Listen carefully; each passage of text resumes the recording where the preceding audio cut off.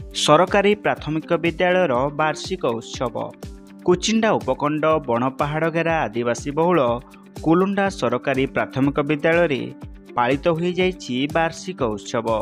यह उत्सव में चकुलिया बाहाल समिति सभ्या रीता डनसाना मुख्य अतिथि भाव में जोग देता बेले जमनकीरा शिक्षक महासंघर सभापति श्रीकांत पटेल मुख्य वक्ता, शिक्षक कार्तिक किसान, सीआरसीसी गोपाल जी नायक, राम नारायण बरिया सम्मानित अतिथि भाव जोग देथिले।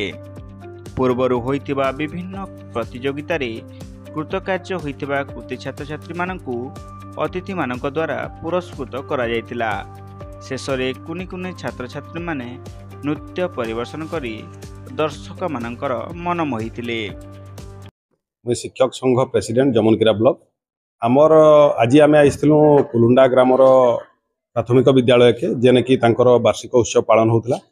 आई बण पहाड़ घेरा जंगल भितर एत सुंदर प्रोग्राम देखिकी एत अभिभावक एत छात्र छात्री 20 रु कम छात्र छात्री थिबा सत्वे गाँव समस्ते आसिक सहयोग कर एत सुंदर प्रोग्राम देखिकी आमर गौरव निजे के गौरवान्वित मन करूँ। आम आईनता प्रोग्राम समस्त सहयोग समाज सहयोग चलू था।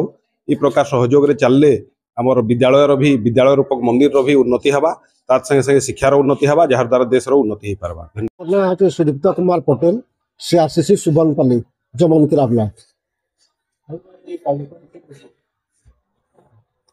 आज कार्यक्रम वास्तव छोटिया गाँव होकर बहुत सुंदर भाव में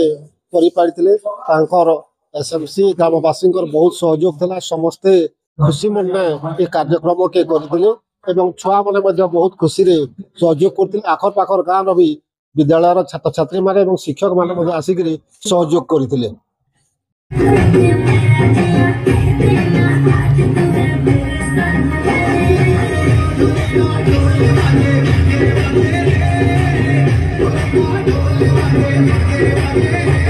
कुचिंडारू हेमंत भैंसा रिपोर्ट संधान न्यूज।